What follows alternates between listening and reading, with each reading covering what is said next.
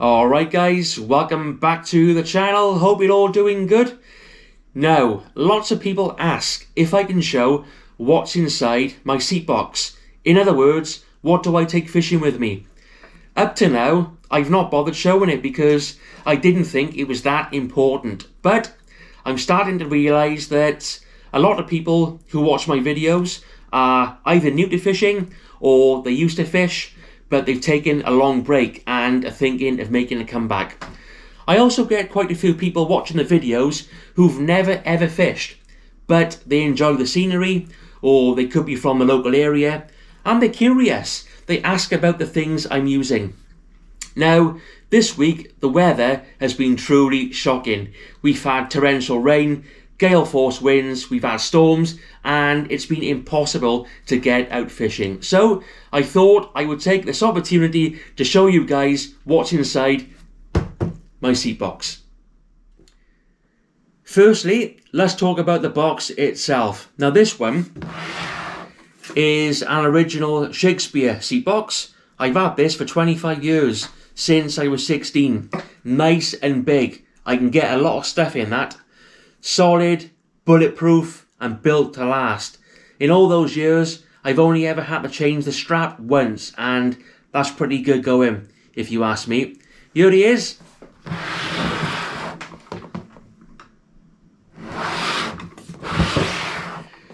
To be honest, I reckon I'll be using that for the rest of my fishing days. It does the job, and there's no real need for me to change it.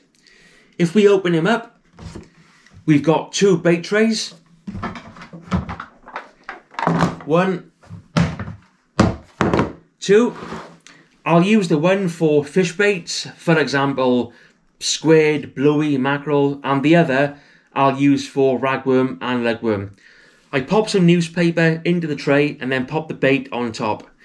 These trays attach to the box itself, either internally or externally. So if it starts to rain, I just swap them around and the bait stays nice and dry. What do we got? We've got a sharp filleting knife here.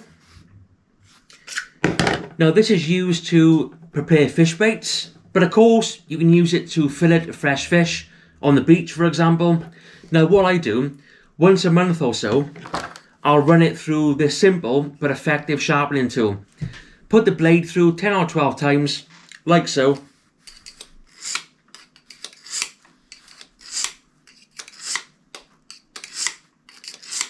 And that keeps your knife nice and sharp, and that's really important. We've got this wooden chopping block or chopping board. What you don't want to be doing is to be cutting your bait up on rock or stone, because your knife will go blunt within minutes. Always try and use wood, either something like this or maybe some driftwood off the beach. It'll do the same job. Then we've got a nice sharp pair of scissors, and again I emphasize the word sharp because these are also used for cutting up fish bait.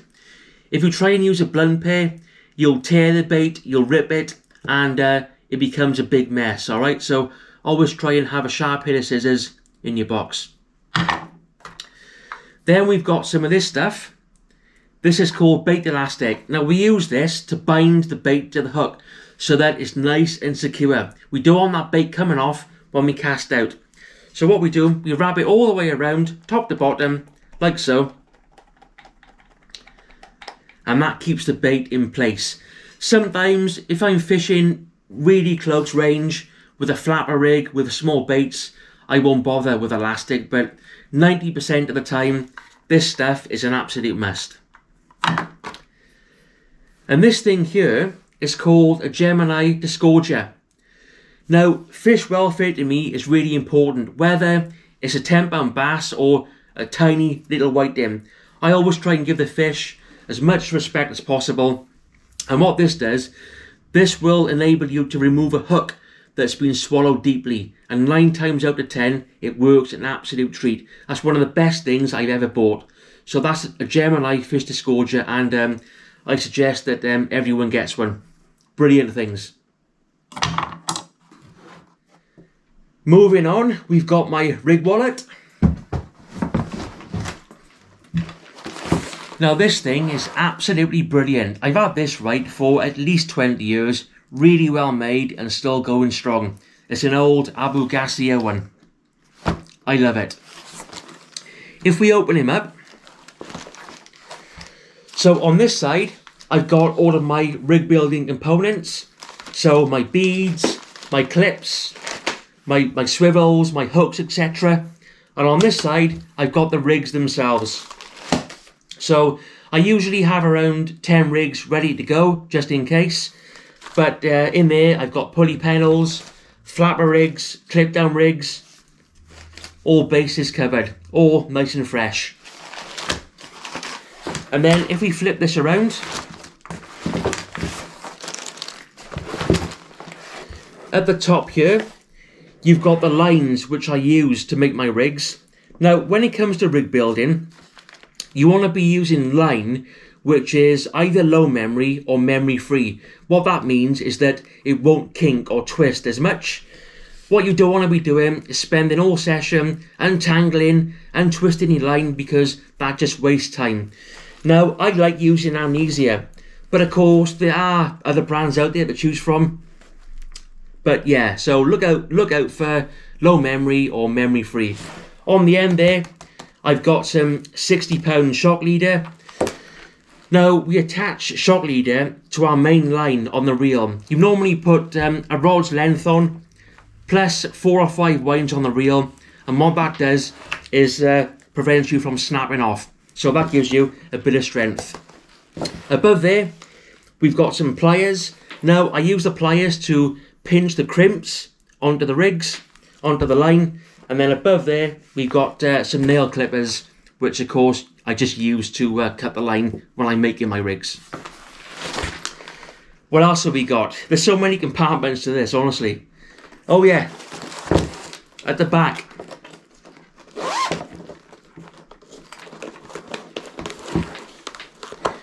we've got the trusty old Bristol Channel tie table. There we are. Now I know you can get this information online, but I'm old school and I've always done it this way. And the good thing about these books, they give you the tie times for the whole year, for the whole Bristol Channel. So I wouldn't be without one of those. Always in my rig wallet.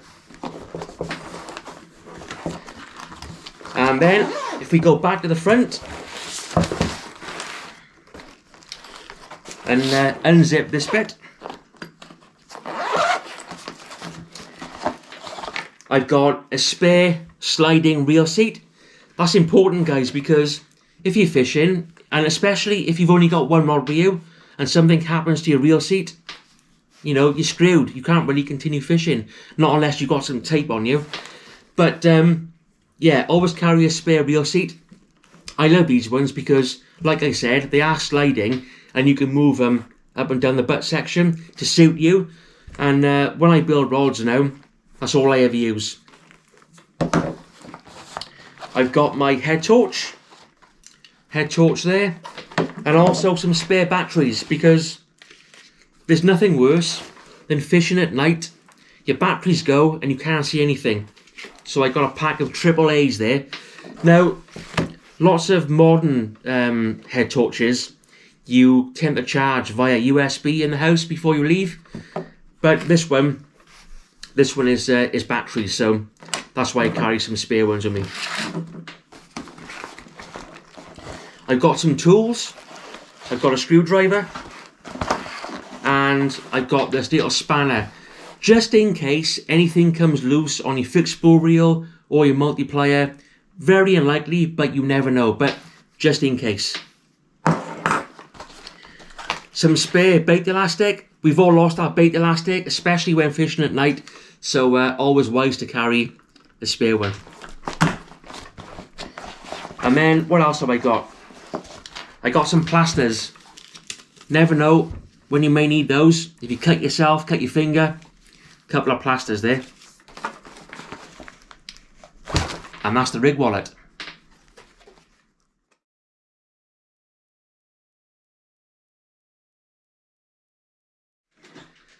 What else have I got? We've got the all important rag, a super duper important When fishing, there's nothing worse than having wet and slimy hands and you can't get a good grip of anything. So always carry a rag in your box. Next, we've got my Abu Garcia multipliers. I've got 2 in here.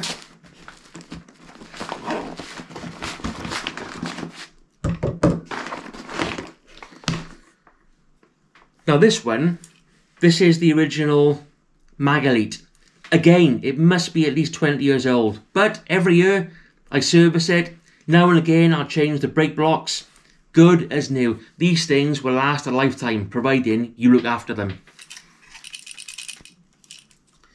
And then this one, again, this is also a Magalite, but it's the updated model.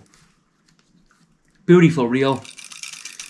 And like the other one, I service it every year and as good as new. Then I've got my fixed spool reels. I've got 2 of those.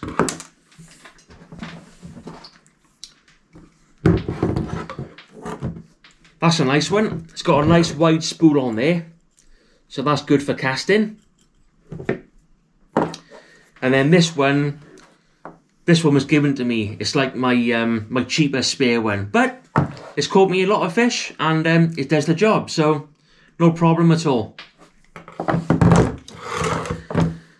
People often ask why I chop and change. To be honest, guys, some days I fancy using multipliers, some days I fancy using a fixed spool. It's as simple as that. If I'm on a rocky, rough mark, I tend to go for the fixed spool because you need a faster retrieve to get you up over those rocks. And sometimes if I fancy whacking out the big bait at range, then I'll go for the multipliers. Generally speaking, when it comes to the Bristol Channel, long distance casting isn't that crucial because a lot of the time the fish are close in because the water's murky, you know. But yeah, I just like to chop and change, you know, depending on what mood I'm in. But I love fixed spools, I love multipliers. Job done. And there's more. God, my arm's dropping off here. Right, there we are. That's my box of lead weights. Okay. Various sizes. So I've got 4 ounce, 5, 6, 7 and 8 in there. And throughout the season, I'll use all of those, especially on the Bristol Channel. I never carry more than, say, 15, simply because they weigh down the seat box. And when you walk in a long way, that can make a big difference, alright? So there we are, a box of leads.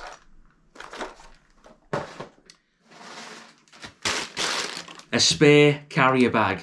Goes without saying, guys, always take your rubbish home with you. I know that most of us do anyway, but unfortunately, there's a small minority out there that ruin it for the rest of us. Over the years, we've lost a lot of marks due to them being abused. Let's not lose any more. Always take your rubbish home. And of course, if you're taking a fish home for the table, you can pop that into the bag as well. And finally, now, I reckon that these days I return most of the fish I catch. I reckon I return at least 85–90%. I'll take the odd one for the table. There's nothing wrong with that. It's all about being sustainable, just taking what you need. Sometimes, if I think a fish isn't going to make it, then I'll dispatch it cleanly and humanely. This year, it's what you call a priest. This one's metal, probably 20 years old again. And what you do, a couple of sharp blows, 1, 2, and the fish is gone within a second. What I don't like to see is fish being left on the side to die a slow and painful death. That's cruel. So if you're going to take them, you know, a couple of sharp blows, they've gone, alright? So that's what you call a priest. You can get metal ones, wooden ones, but they all do the same thing. So, there we are then. You've been asking for a while to see what's inside my seat box, and I finally done the video. Only problem is now, I've got to put all of that back into the box, and that's going to take at least 4 hours. But you know, I just want to say that I'm not one of these know-it-alls. I don't tell people what to do. That's not my style. I'll happily help anybody, no problem whatsoever. But in this game, you never stop learning, and I'm also happy to receive advice and take it on board. That's what it's all about, helping each other. You would have noticed that I know tackle tat, some of that stuff there is years old, but like Dad used to say, if you look after your tackle, it will look after you, and hopefully there's plenty of life in it yet. Guys, as always, thanks for watching. Until the next one, be happy, be lucky. All the best.